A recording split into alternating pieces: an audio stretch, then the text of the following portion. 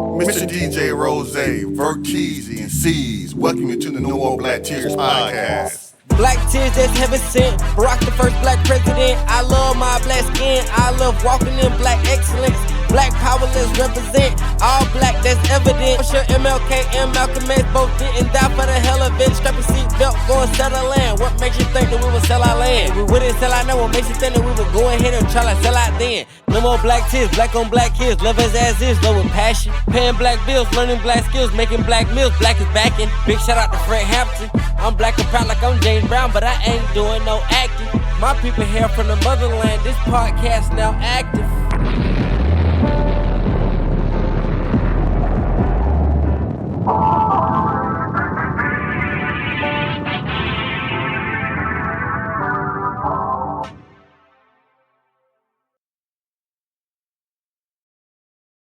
No More Black Tears Radio. We back again on another Thursday. You know what I'm saying?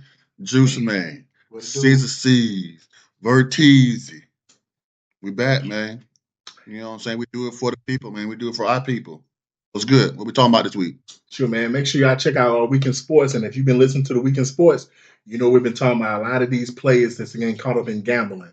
So there was a post today about how gambling is a trap to keep people poor.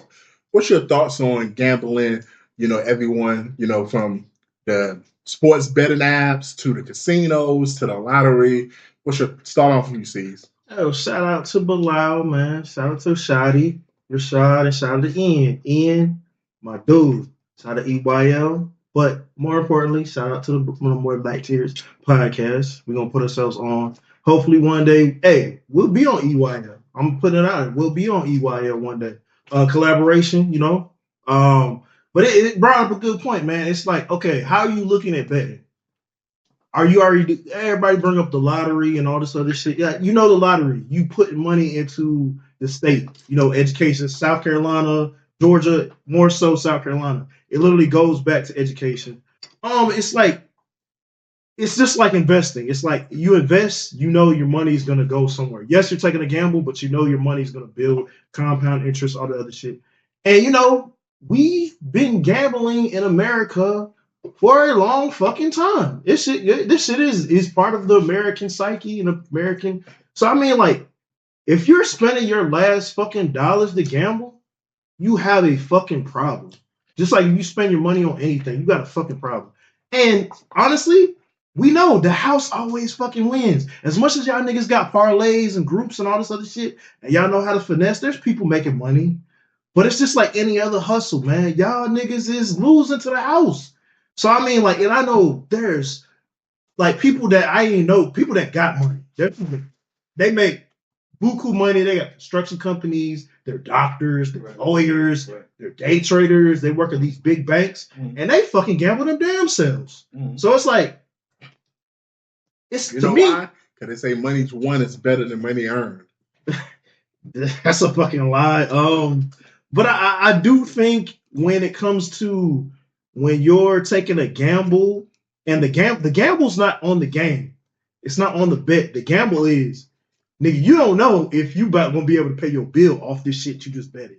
So it's like, if you're in a predicament to where you're betting your shit on this shit and you know you're gonna be fucked up after this, you got a fucking problem. Yeah, I think that's the thing, man. Like, are we talking about the extreme, like those who are betting to a deficit to the point where you don't have it? Yeah, that's an issue. But that's anything in life. You're doing it too much to the point it's hurting you. But overall, I think gambling is great, man. For me personally, I've been sports gambling for about 4 years now. I enjoy it, man, because I love football. And when I bet on some of the games, I don't do the like lines on the games. I just bet on plays and parlays. But it kind of what it's done for me is, and MJ, me and me betting, it's kind of like fantasy football. It makes you watch the games a little bit more. So now you might keep up with a player on the Colts, even though you're from Georgia and you don't have no reason to root for the Colts, because you might be trying to say, well, there's this receiver, I need him to get 50 yards. And it kind of makes you more informative as a sports fan sometimes. Yeah. It's almost like playing fantasy football. If you're active in fantasy football, like I got MGH in fantasy football a couple years ago, and we have conversations, and years ago, I would talk about football to him, nigga would be lost. Now we have conversations and he understands a lot of stuff I'm talking about. I'm not talking over him. So just from that aspect, I think it's dope. You know, gambling in general, like if you someone that like to play poker, you know, blackjack, and you find it fun and it's amusing. If you're not trying to basically pay your bills, but it's just something you're doing for fun, I don't think there's nothing wrong with going to the casino when you go to Vegas and having to play in a couple hands. Hell, you gotta be gambling if you want to drink for free anyway. So like, shoot, to be honest, a lot of times I might be like, man, I'm gonna have $50. I'm gonna sit at this table. This table is $5 for buy-ins, and guess what? I'm gonna be ordering the top shelf Macallan, 1738. That's about 10, 15, 20, $18 for a shot. And by the time I lost my $50, guess what? I'd have earned it back in all the free alcohol I'd have consumed. So for someone like me, like that's a win-win. And as far as like the Georgia lottery, I feel like that's the only time where it's like, kind of crazy because when you play the like lottery, them scratch offs and stuff, you really just hoping and wishing. But I mean, for some people that brings them peace. I know my grandma used to send me to the store, give me them $2 scratch offs, give them $3 scratch offs, and hey, it's been times, I'm gonna keep it real. Like growing up, it's been times I've been like, yeah, grandma, can I get like $20? She hand me a scratch off that she done scratched off like a day or two ago. Guess what? It's $18 on there. Take it to this store. The man gonna give you the money, and that's the money you need, right? You need the $15 to go 18 right there. Like, hey, I think gambling is cool long as you know how to, like anything, manage it. But I think it's fun, nigga. I got parlays I got in this weekend, man. And let me keep it real with you. Yes, I am niggas. I'm one of them niggas that be having $2 parlays for 25, 35,000. And if it ever hits, just know there will be signs. Yeah, that's cool. Yeah, I love casinos, man. I like to gamble. Like you said, everything in moderation. So, but if you got a problem, please call the 1-800 Gamble. Was it 1-800 Gamble or something? So yeah, so call the number if you got a problem. I'm not, because it's not for everybody. If you got an addictive personality, it might not be for you. But I enjoy it when it works, and I don't like it when they try to cheat me. And I haven't played since the Mike Tyson fight. Because a lot of stuff was common sense, and I was like, I'm gonna hit them where it hurts. So I was trying to flip that $5, like my man say, for the quick thigh wow, and they was like, can't place the bet, and I'm like, this is some fucking bullshit. And that was the last time I tried to do any gambling online, because I figured I was good, but it's almost like the computer knows, oh, we already know what you betted is a win, so we're not gonna let you enter your. You know what I'm saying? That happened so much. It's like I got to the point I had to quit online parlays and gambling because I couldn't place my bets, and it's just that shit was just frustrating. And but then you know what I'm saying? You got the slot machines.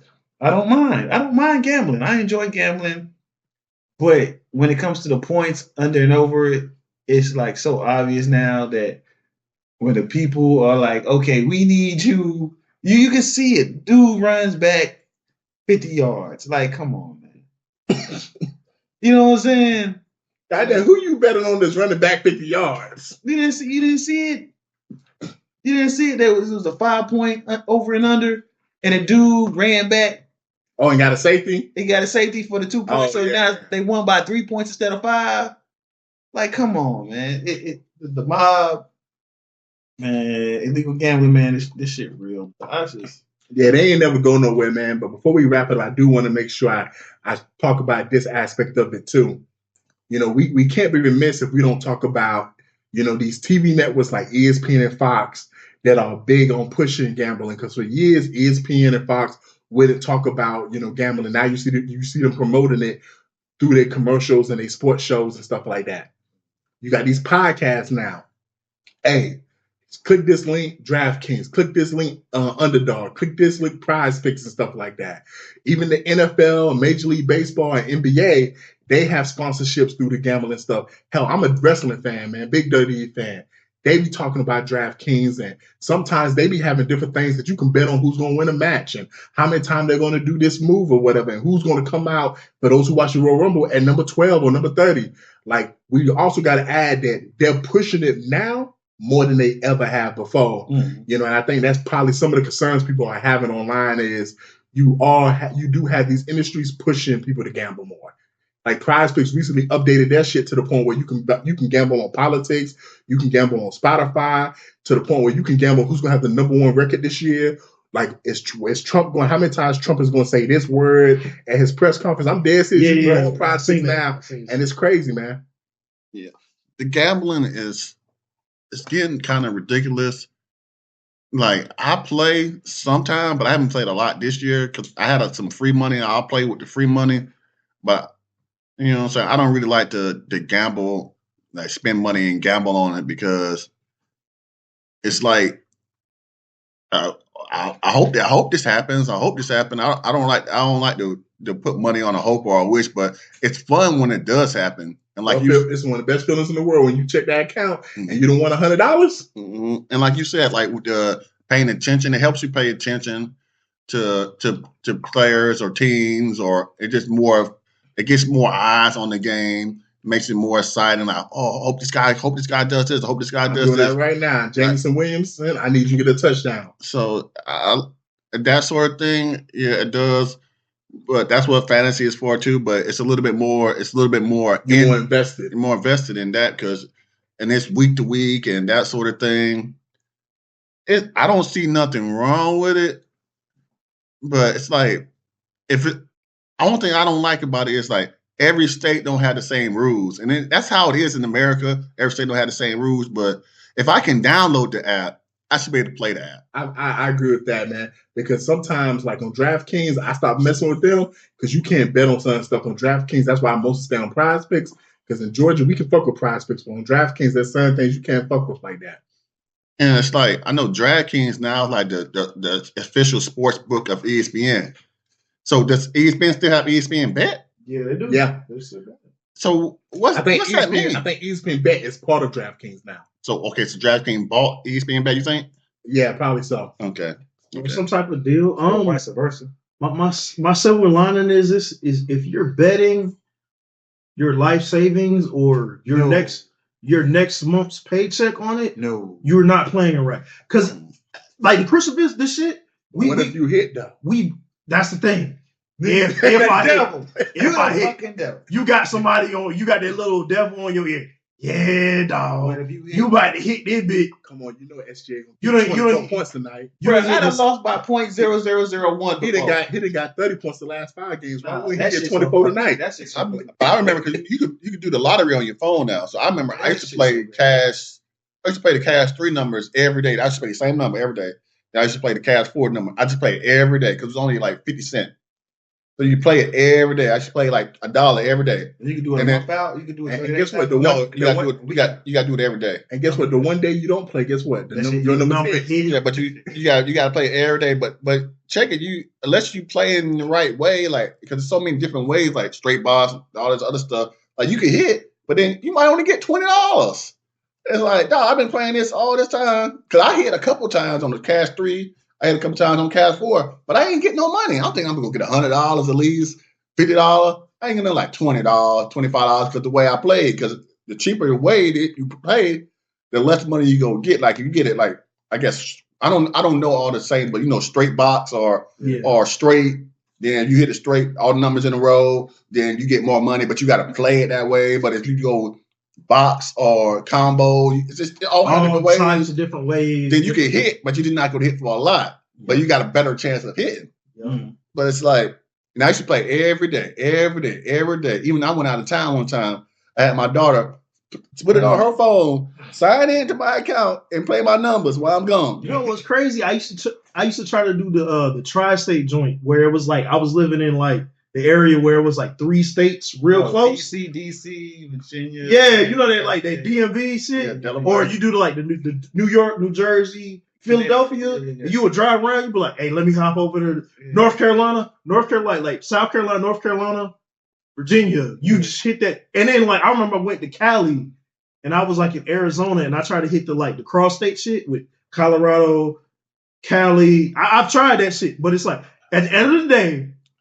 all the money you spending, at the end of the day, the house, is going to win, whether you win the fucking Mega Millions, because I be on that shit. Niggas be like, oh yeah, the Mega Millions about to hit for about a bill. That's why everybody play. A couple $100,000. You can't win it if you're not in it. And it's like, hey, don't bet your life savings on this shit. Slow money is better. I'm gonna say it again. If it's one phrase you can get from me, one of the two phrases you get. Slow money is better than no money. So be smart. Don't spend your life savings, and just know all these apps, PrizePicks, DraftKings, Underdog, name them. They making so much money off of y'all. So don't sell your life savings off this shit, but enjoy it, do it, and be smart. Everything. Well, man, hey, like they always say on them podcasts where they get like a sponsorship, bet responsibly. Shout out to DraftKings, hire me and sponsor our pod. So this weekend is going to be a lot of people who are going to make some bets, especially on some of these championship games of college football. There's going to be tears of joy and there's going to be some tears of sadness.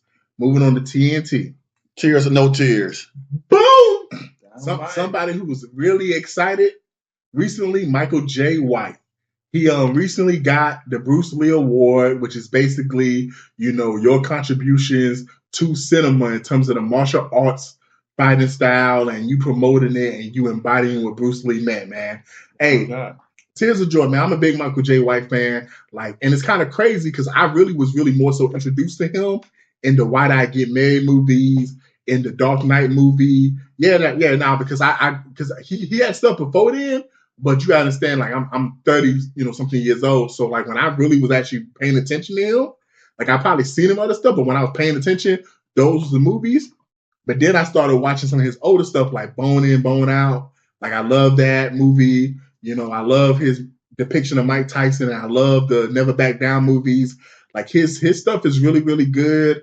And in terms of people who make fighting movies, he's probably in my top 5. It's him, Jason Statham. I'm a big Jet Li fan. Those 3 are my top 5. I have to think about the other 2, but definitely he's up there in terms of people who do fighting movies. Yeah, I got tears of joy because it was good because he's the first. Not only did he win it, but he's the first African American to win it. So I just remember one of his first movies. I don't know if it's one of his first ones, but the first one, the kind of one I remember was Spawn. Oh yeah, that's another one I remember him from. I saw it as a kid, and that was one. That was a great movie. I think that would kind of put him on the map. He might have been already on the map, but as far as I can remember, that was probably his first blockbuster movie, to be honest. Yeah, so that was great. And even watching it today, it's so funny because we always talk about movies that was kind of scary back then. When you watch it now, it's it's not scary, but it's still good. Yeah, and that's one of them. So I gotta give shouts out to Hutch, my pops. Because he the one that put me on, believe it or not, he the one that put me on the Mayweather, and he the one that put me on the Michael J. White. And that's why. Because they African Americans that actually did some things in the Olympics. That's how far back it goes. Yeah. And my pops put me on, this black dude right here won this in the Olympics, and you need to watch out for him. He's gonna do big things. But yeah, for sure. You know what I'm saying? Sure. He did that with Mayweather, and he also did that with Michael J. White. So I've been following those two ever since they teenage years, and so I love it, man. Anything Michael J. Bruh, I watch all his shit. Man, his Black Dynamite shit is hilarious. All this stuff, all his movies, I watch. Sees, nigga, who is you? Oh, that's Black Dynamite. Shut up, bitch ass nigga. I ain't asked you. It ain't from the cartoons to the movie. I mean, Michael J. White, honestly, he's been forced to branch out, but I think it's a great thing when you have to branch out and do other things, whether it's comedy or a movie, a Tyler Perry movie. That's still one of my favorite fucking scenes. He said, if you don't, he's like, shut the fuck up, both of y'all. I'm here for y'all. And then I remember seeing the scenes. I ain't watched the show, but it's some Tyler Perry show that he had running that he was on. He'd be he used to tell Tasha. To death do us or to better or something like that. Yeah. Some shit. But I mean, hey, Bruce Lee is one of the greatest martial artists ever. Right. And he has a track record. This is literally a dude that literally does when we talk about people who do shit, he actually does shit. So it's it's no fucking press on it. So I mean, he deserves it. And there's so many other people along this line, man. He's dope. Watch his shit, and it's congratulate. rest in peace to Bruce Lee, and shout out to the whole family, and shout out to Michael J. White. And I honestly, if it's a few Vlad takes, he's one of the few I'll stop. It's like, oh, it's Michael J. White on Vlad. I'll watch it. Everybody else is like, but yeah. Shout out to you, man. Like, no more black tears. Shout out to you, bro. Hey, Michael J. White, you that dude. Hey, moving on to people fighting, man. There was a fight in a restaurant, and the two black women got in a fight. And once they got in the fight, they got kicked out. Unfortunately, there was a group of black women who was having their dinner. They was not associated with the other two black women who was fighting. The manager kicked them out, and when they was asked why we're getting kicked out, the response was because y'all like to fight. Tears of sadness, man. Like this just tells you what it means to be black in America. Like I know we say that we should not be looked at upon like how everyone else treats us, but this is why it's sad when some of us go out in public and do ignorant shit. Because unfortunately, a lot of other races that are not black, they will label us based off of what these few are doing. You know, you have these black women who are just out trying to have a good time. You don't know what they're trying to have dinner for. It could be a birthday dinner. And then unfortunately, you know, you have two other black women get in a fight, and then now they got to be escorted at a restaurant because they're being labeled as, yo, y'all like to fight. You know, it's unfortunate.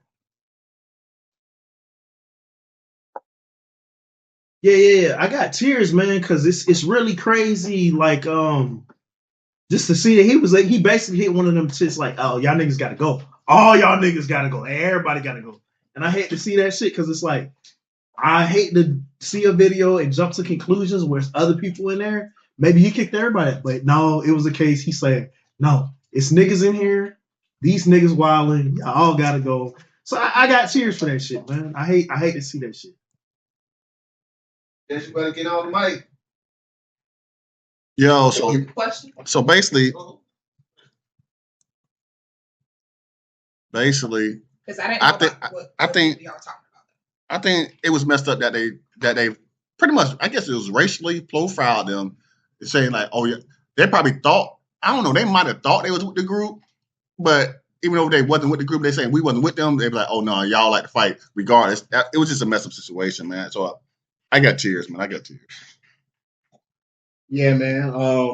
Moving on to another sad situation. So Girlala dad, a popular influencer, passed away. They're going to do the funeral. And the father said that if my son is going to be in a wig and dress and makeup, I'm not going to attend the funeral. C's, what's your thoughts on that? Man, this is me, man. If you're gonna do all that shit, I'm probably not gonna attend. It's like, yes, it's my child, but at the same time, I ain't gotta agree with the shit. So I mean, it's like you'll see people say, "Hey, that's still your child" or whatever. I don't agree with it. If you're gonna take pictures and cameras, I'm not with the shit. So I'm not mad at anybody who says, "Hey, I'm not gonna pull up. I'm not gonna do this." That for me personally, I'm not doing it. I'm just not supporting. I ain't got no tears because he said that if y'all want to see him in the I guess it's called, I want to call it drag, but with the hair and the makeup and everything, y'all can come to the wake and see him. But at the funeral, I want him dressed as a boy. So I don't know who paid for everything or who had the final say. But if he had the final say of what's going on, then it shouldn't have been an argument. But it kind of seems like he didn't have the final say. I think the mama probably had the final say, most likely. Yeah. And the mama wanted to, have the son dressed how he lived. Yeah. So if that was the case, then if you don't want to come, then that's your choice. Don't come. But you can't dictate anything unless you got the final say of how it's gonna be. Hey, for those listening, we got Jess. She just hopped on, aka Honey. Did you have any thoughts on this? Personally, I just feel like when it comes to the final say, I don't really think that matters. I think that the final say should be had by the person who passed. If that person was comfortable in their skin and how they were before they passed, that should be the final say. When people want so badly to control a situation that doesn't belong to them, it says more about them than it does about the actual person.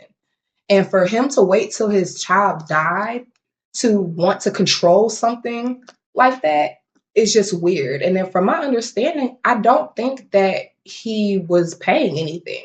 I think that it was the mother and the friends that pushed forward to do everything because, of course, he was up in arms about the fact that the son would be dressed in drag and all of that. And I just think that it's a lot. I think that it's a thing in the male, particularly the Black male community, where they just feel the incessant need to constantly bring up LGBTQ and the things that they want. And I don't know. I just don't think that that's fair to carry on like that after this person has already passed and gone. Like, your opinion isn't going to matter. They live their life how they live their life. Yeah, man, I got tears, man, because it's always sad when you have these family disputes like that. I mean, if the father don't want to go, that's his decision. But at the end of the day, it's sad that you wasn't close enough with your son where you're not going to go. And also, like, some of this stuff, like, just kind of shows why strong black fathers are needed. Because when statistics show when strong black fathers are in their son's life, they, grow up differently. So, maybe you wasn't there from early childhood. Maybe you was in the streets doing too much and your son just did whatever he did. So definitely tears. I want to touch on what you said too, honey, because that's why when we try to push like wills, and Yes.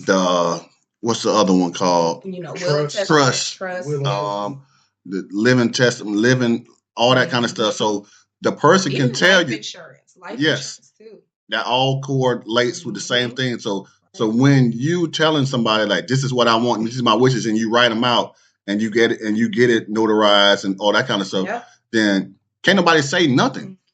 Yeah. Can't nobody say nothing. This is how it's gonna be. This is how I want my funeral. This is what I want. This is because it's kind of like same like with cremation and burial. Some people want to be cremated, but their family don't want to cremate them. They want Right. to bury them. But they wrote their living will. This is what I want. That's how my grandmother was. She was very serious about the fact that she wanted to be buried next to my father.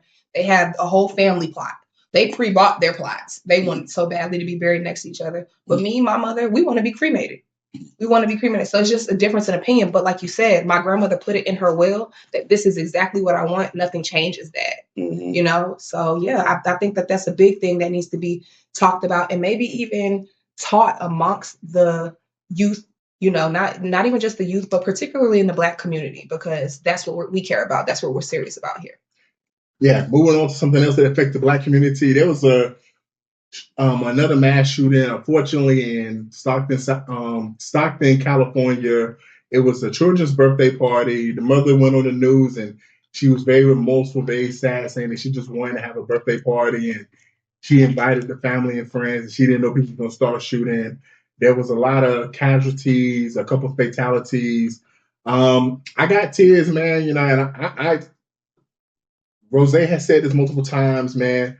We try not to cover all the mass shootings in America no more because we be talking about it every single week. It's getting ridiculous. And, I'm not even going to say nothing about the people who have guns. I'm just going to say the people who have guns, y'all need to sit down and have a discussion on what we're going to do with this situation. Because I don't own a gun. So I'm not part of all this shit going on. The people who have guns, y'all need to sit down. Do we need to have tighter gun laws? Do we need to regulate who owns it? Because it just makes no sense when we have children being killed in schools.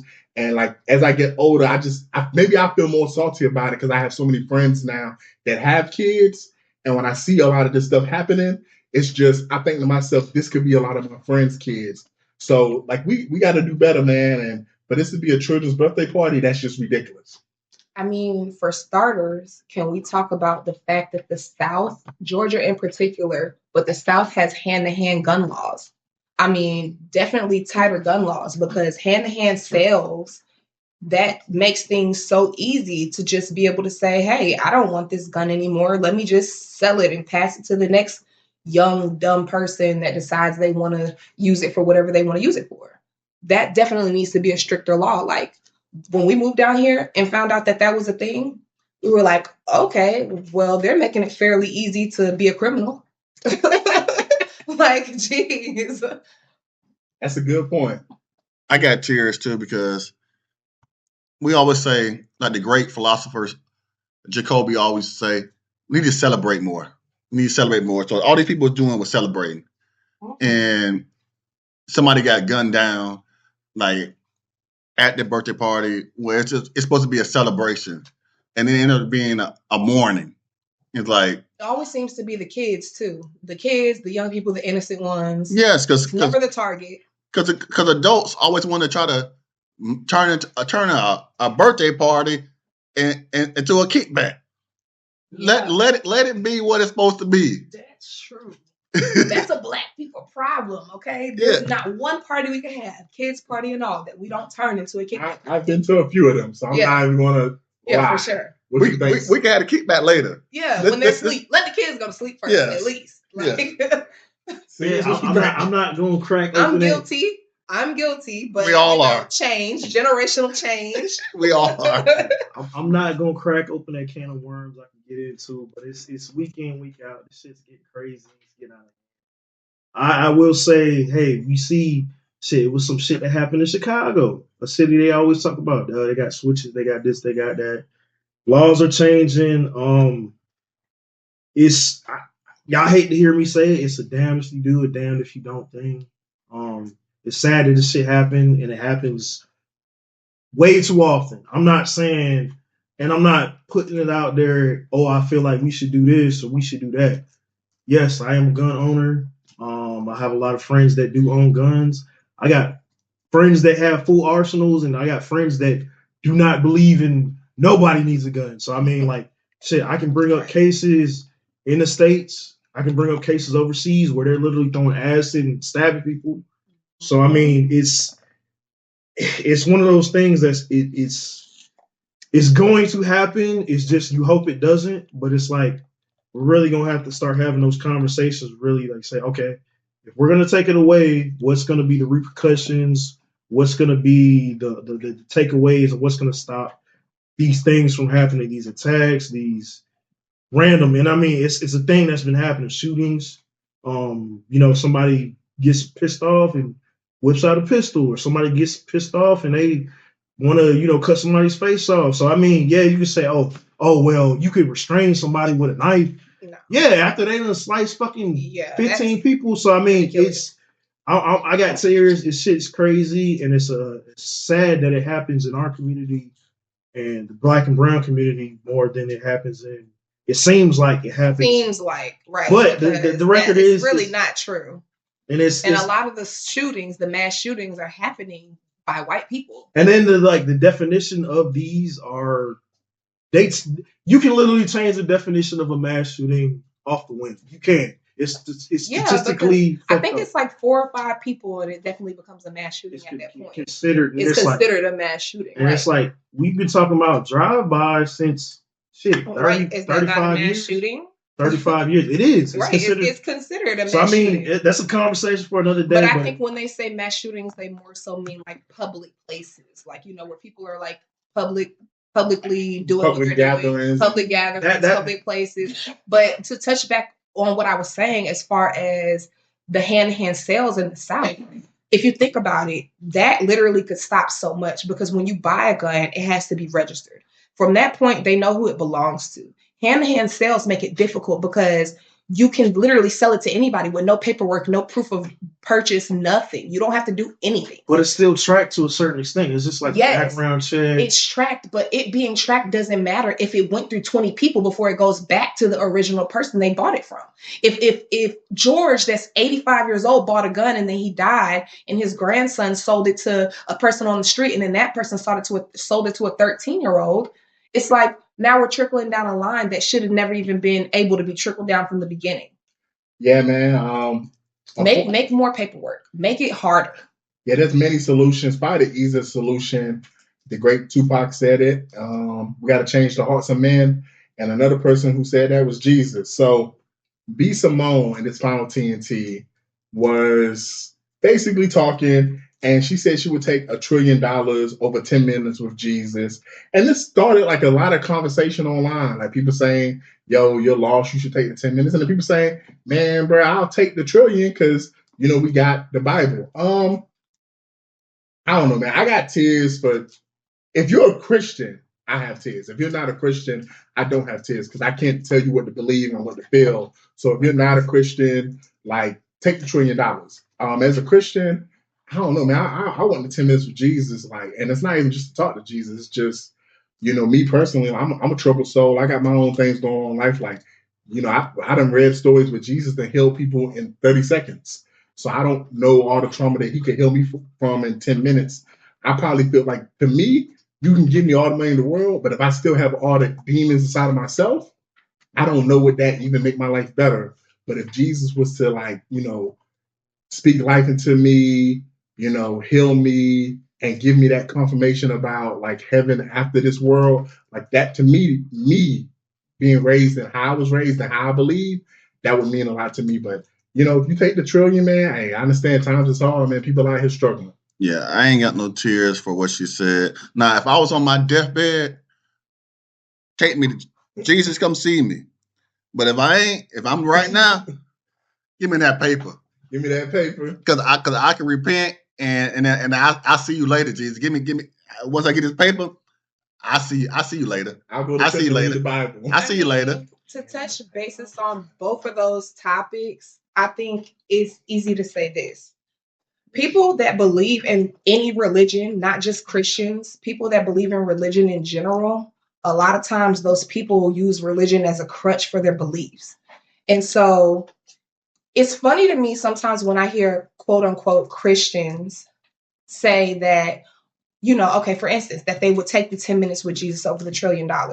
But simultaneously, these same people are the people that don't necessarily believe that if you go to the afterlife, or even if you go to the afterlife for a brief moment and you make it back, that what you saw or what you've experienced is not supposed to be spoken about, because that is only supposed to be for people that make it there. Like apparently the afterlife is really only supposed to be for people that make it. If you've experienced the afterlife and you've come back, and I've heard this from many people that have died and come back, they all say the same thing. They don't want us to talk about this. Like the people that do talk about it, okay, they're talking about their experiences. I get it. But from people that have really experienced it on a deeper level, I have seen people say, we're not supposed to talk about this.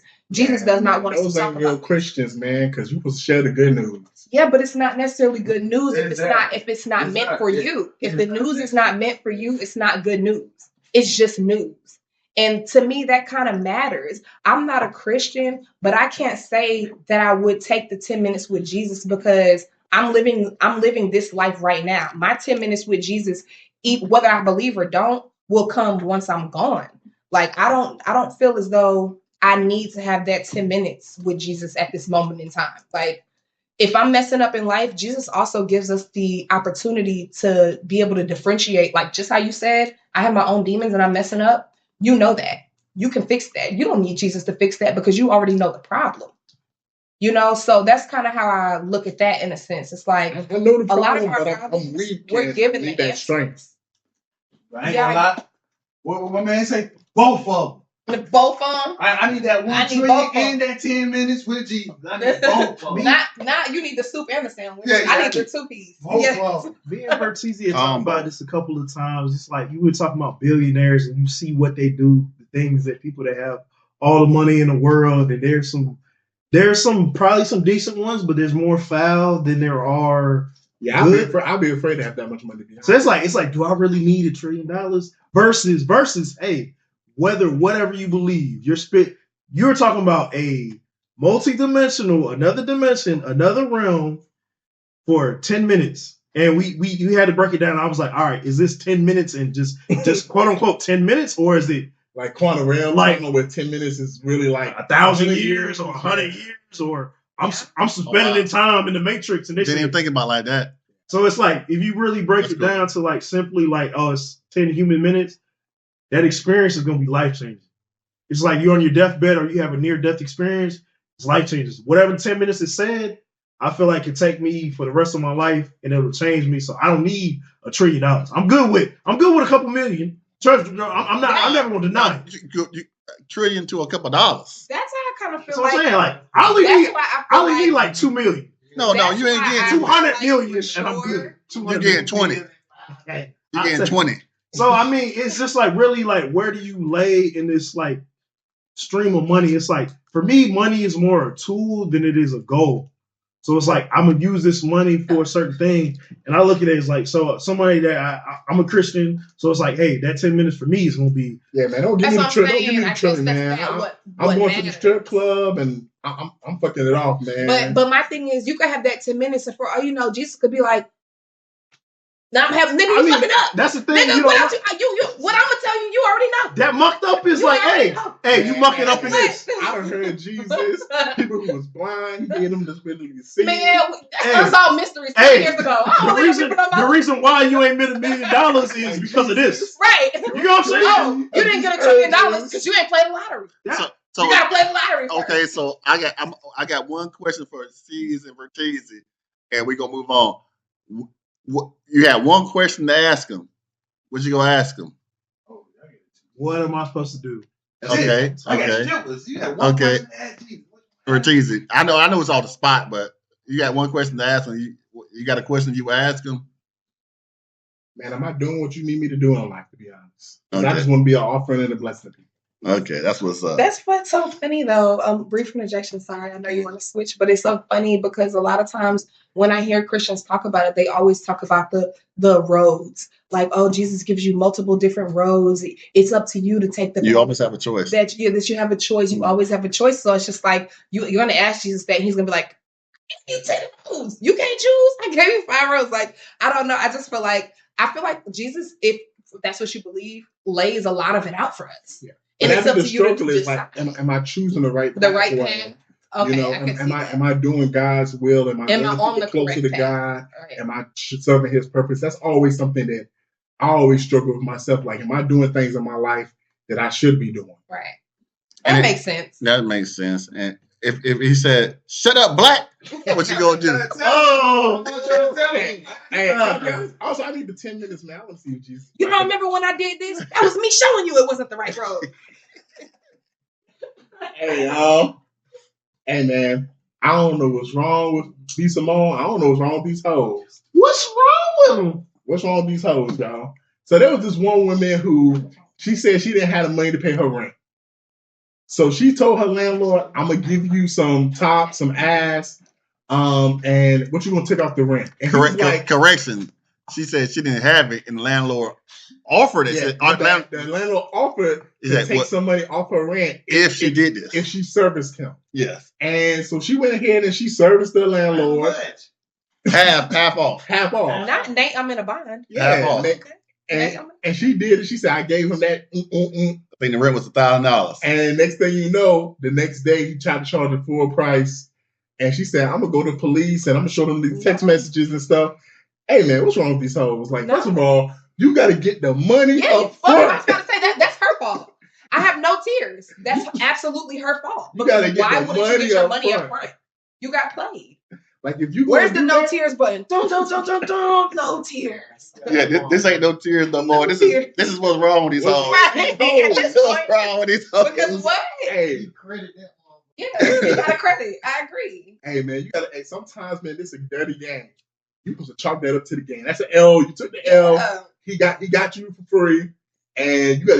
Hey, what you need to do is find some niggas in the hood and get that $1,000 up and pay your rent, or you gonna be on the street. No, that's when you find your big brother. It's like, hey, he done rolled up on the plug. He done rolled up on the plug. Hey, tell me, Rose, this is why you ladies in the street, y'all need a pimp. Because a pimp would have made sure you got your money. Yeah, that was poor pussy management. My man Juice Man said he available. What she needs to do is she needs to start documenting everything that's going on in her apartment. As a matter of fact, I start going text messages. I start going to my other neighbors and ask them, "You got any leaks in your apartment? You got anything going wrong? We're gonna start reporting this whole apartment." As a matter of fact, I'm gonna own the apartment complex when I'm done with you. Sometimes you just gotta go harder. If she got all that stuff on the text message, she's the one incriminated. She might. Yeah, she incriminating herself if she say that to the police. According to the P. Diddy trial, according to the P. Diddy trial, according to the P. Diddy trial, prostitution is illegal. That landlord is in trouble. Yeah, landlord gonna get bam. And landlords in But the trouble. thing is, it's kind of like selling EBT. Selling coochie is like selling EBT. Yeah, Both of y'all finna get in trouble. yeah, You they finna get in both- trouble they for both selling in it. You finna get in trouble for buying it. Yeah, they both Selling in EBT is Yeah. a federal charge. Yeah, that's what I'm saying. Yeah, that's feds. But it's still the same premise. You getting in trouble for buying it. You getting in trouble for selling it. Right. Landlord say, man, I'm trying to pay for that pussy on layaway. Yeah, that's what it's giving. Layaway, no, he got this for free. He As a ran matter off of on fact, it. he only got took it free. he took half Ran off on off. that P. On it. Ran off on it. He took Ran half off on off the because he plug. gonna take $100 off every month for her. You He's know still what? giving her the discount. Yeah. She just don't know it. You know No, what? In the this state was- of Georgia, he got fucked up because that's over 500. So now he paid. It's, So so, it's 500. That's paid. so they, Oh my God. Oh yeah, that's That's fair. After $500, Over $500. Hold on. $500 is fair. You're In right. Georgia. In Georgia, hey, let me answer this call real quick. but he I don't know didn't if it's take it. fed, but it's a He didn't felony. take it. It's only a felony if you take It's a it. felony, not a Hold on, not hold on. fed. Over 500 because the coochie was 500. Hold on, I need to answer this call real quick. Is It that was in Rico? writing. Is that Rico on the phone? So,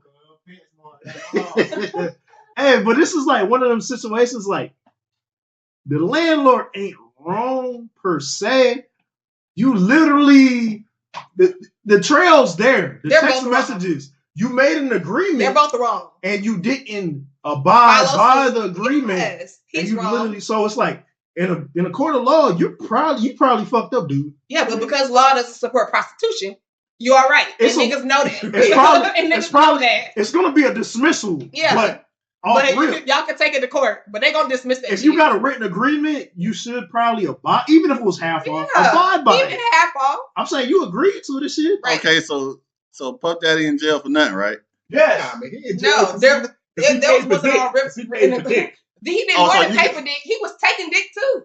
I ain't heard. I didn't hear that. I didn't hear So that. y'all haven't read the transcripts? No. He was blackmailing dick too. He was I blackmailing don't know dick. about all that, but this trial, Child, you his fucked security up. officer. you fucked up having that shit on wax, on paper. You fucked up. That's where you fucked up, dude. You should have agreed to this shit. And the same thing with it's on both parties are wrong. But on this case, I'm taking the opposite off y'all.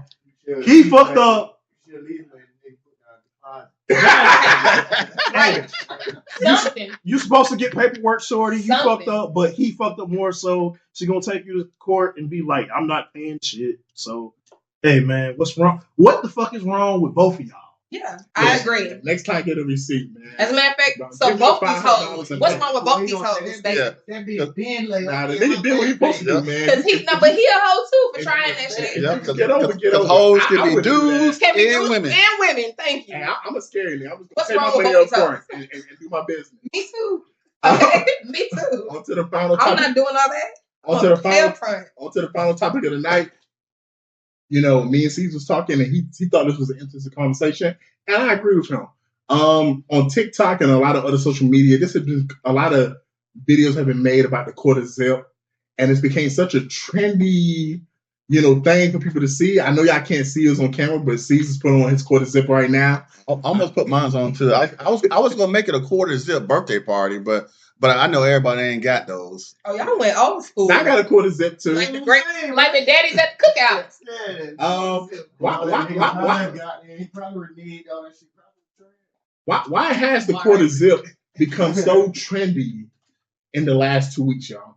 Yo, it's just one of the things, man. Like we literally been doing this shit since forever. You look at old photos back in the day. You seen brothers dressing nice. They had on slacks and pants. That was like the regular shit you wore in the streets. And it went to like 90s. You remember back in high school, early 2000s, and back in high school, 2010 era, where we used to wear button-ups and fucking diesel shoes This nigga said we like we speak French. and Pradas and shit. Niggas was rocking. We was rocking them diesels, polos. We been rocking shit. We did the business casual shit. So this Who is the we, friend? We spoke in the bed. You Dro. all of it. But you know why? Because nobody else agreed yet. I mean, y'all knew me in high school. Y'all saw what I wore in high school. So So we was the ones that pouring them.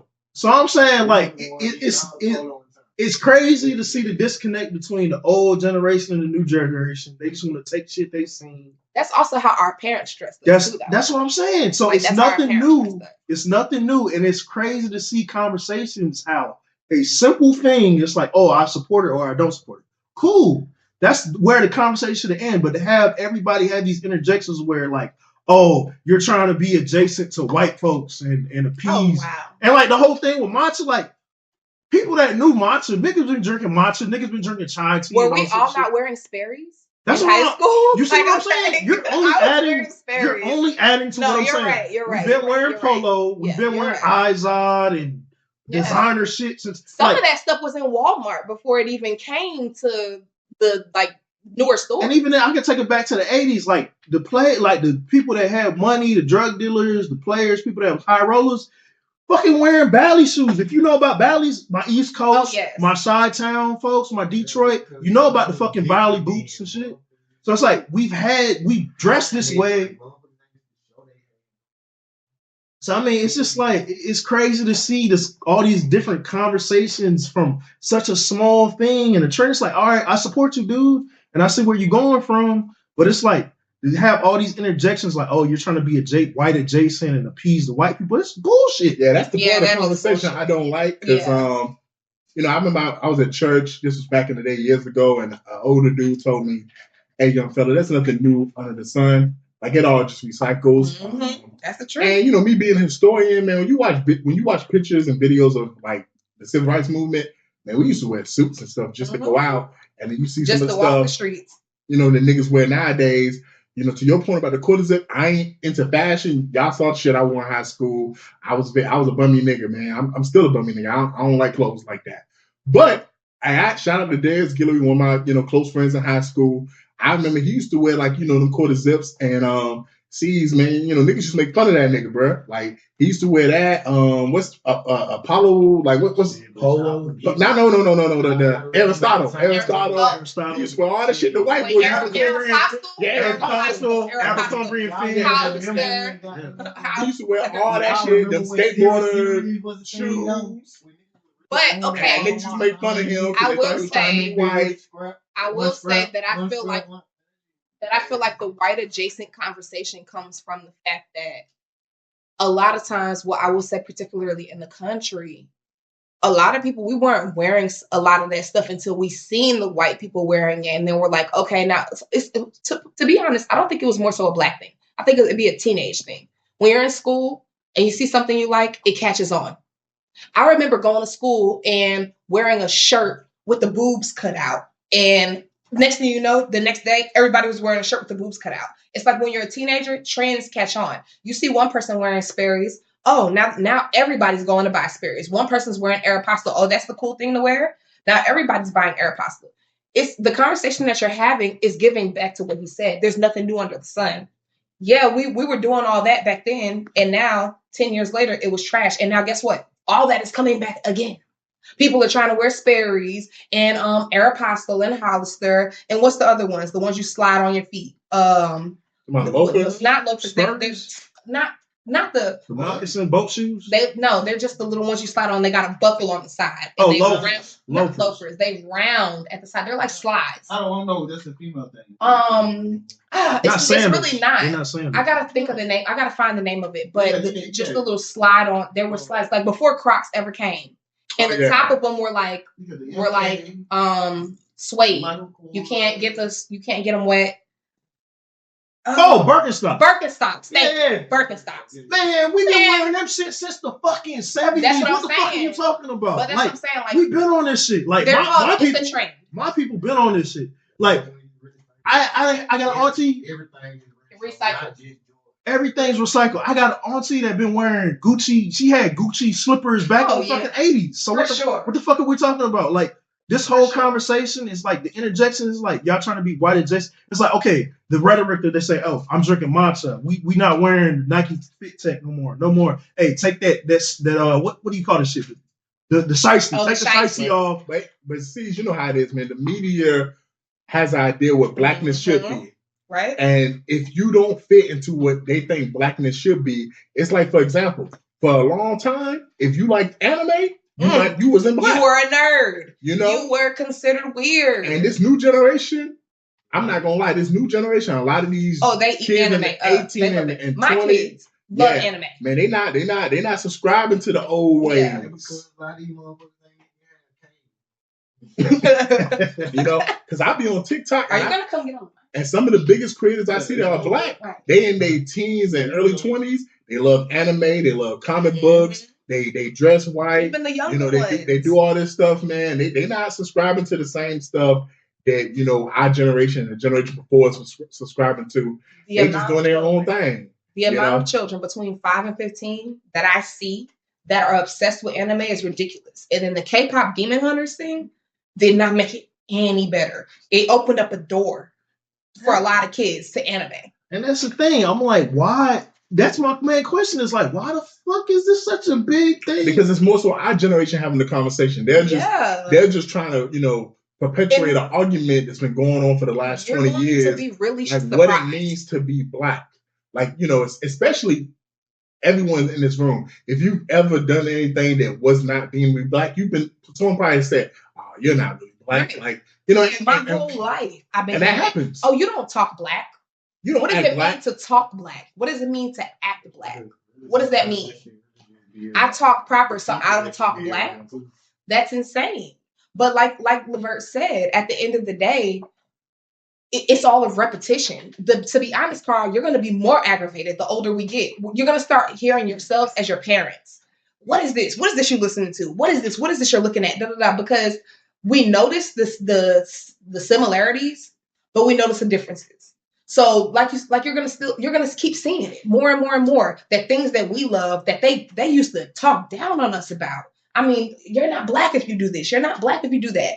These kids are growing up and they're doing it, and people are obsessing over it. And we're looking like, and I'll be honest, I'm happy. Like, this is one of the trends I've seen on TikTok. Man, I'm happy to see it. I want to see a lot of the young niggas continue to do this because I've seen the way the young niggas in Augusta and Atlanta dress.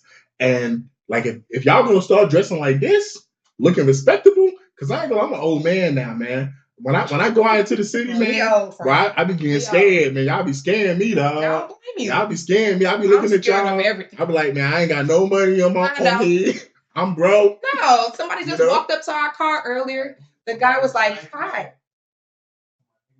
No, just the YN. I'll be seeing YNs with the shiesty on. YN walked up to our car earlier. He walked to my side. I'm in the passenger, and he goes, "Hey."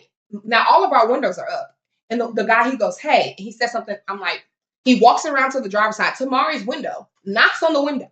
Now, you don't know this man from anything. He could roll the window down and shoot you. It could go any way. We roll the window. "Hey, do you guys have some flour?" We're like, "No, nigga, but I might have sugar." But what you need? But no. Sugar and flour? Right. No, he's talking about flour. He was talking about trees. Oh, trees. So, of course, Mari had him, but he was acting so weird. We're like, no. Then he goes from that to, do you have some change on you? Okay, so first off, if you need some change, if you need some change or a couple dollars, how was you finna get some flour? Yeah, how was you gonna do that? But I was so aggravated, y'all. Like we said, with these new YNs, baby, I pulled $1 out of my pocket so fast, just get away from me, because I don't know what you got going on. Take this $1 and leave.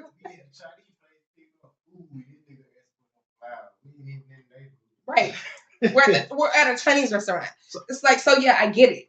The whole YN, the new YNs, is very different. So I mean, my biggest aggravation is basically the disconnect between the older generations and the newer generations.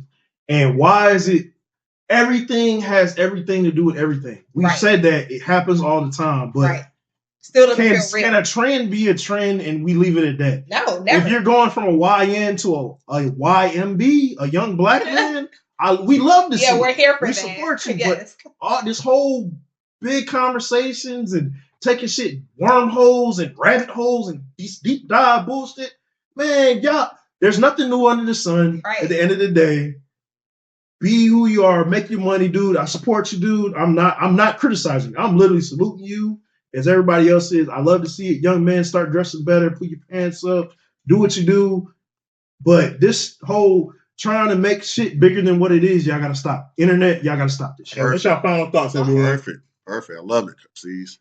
I just wanted to say one more thing. Also, the thing about trends is trends recreate because people are also constantly trying to do different. So sometimes you'll see a trend that we once had that's being recreated that looks so different than what we once had, but it's because the young people are constantly trying to take old things and make it into something that belongs to them. And that can seem frustrating to us too, which is why we get so aggravated at remakes. You know, anytime a movie or something that we loved is remade, we're instantly like, either we don't want to see it at all, or we need to go see it to figure out if it's as good as the last Get off one. my lawn. You know, and it's like that with so many things with us. So yeah, I can see that. What's your final thoughts, Steve? Hey, shout out to friends and family of the pod, man. MGH, D Will, TJ. It's a couple other names I can't pull out the back of my head off the tongue, but shout out to you for the last time this year, in the year 2025. C signing out. I love you. I will see you next year. Shout out to you, man. Before I do my final thoughts, I just want to say thank you to Honey, Jess, for coming to the pod, man. Been trying to do this for a long time. And thank you for Mark, who's sitting behind me. Thank y'all for pulling up for the pod and giving y'all thoughts, man. Love to have y'all. My final, what's your final thoughts, Rose? Yeah, so I just want to touch my final thoughts is about trends and things like that. Trends come for people being followers, I believe. And not I believe, I know that for a fact. So we don't need any more followers, man. We need more leaders, especially in the Black community. We need more leaders, and we need leaders to be doing the right thing. So everybody out there, don't be a follower, be a leader, and stand on business. Hey, man, so my final thought, man, in the CSRA in Augusta, man, they had an operation called Operation Foul Play, where there was over 208 adults that they solicited for sex. 68 of those adults wanted to still meet, even though they knew it was going to be a child. 25 adults who were willing to travel, and 9 adults who actually followed through. Hey, shout out to the law enforcement doing their job.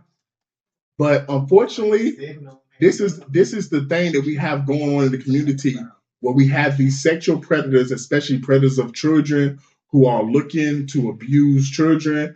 I pray that the book get thrown at these 9 people, and if anything, to the other 68 that were still willing to meet, even though it was children, I just pray and wish that they still charge them, even though they didn't make the trip, because to show their intent to meet someone that you know is underage, like, we got to protect our children, especially in the Black community, and this is disgusting.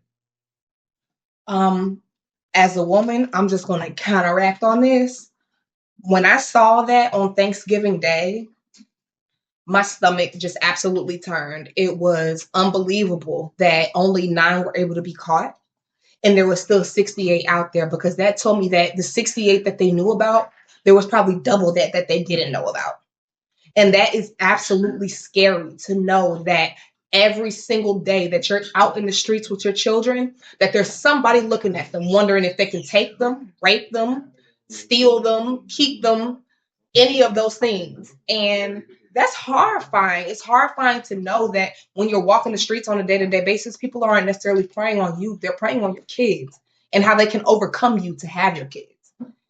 And that's just a lot. And that's in Augusta alone. We're not even talking about big percentages. We're talking about in one city, they caught 68 people. Right. That was in one city, though. One city. Yeah, man. Hey, in the words of Airbnb and Rakim, peace. Yeah, y'all can catch up the next light, man. We in traffic. And that back quiet. Mr. DJ Rose, Verkeezy, and C's, welcome you to the No More Black Tears podcast. Black tears that's heaven sent. Barack the first black president. I love my black skin. I love walking in black excellence.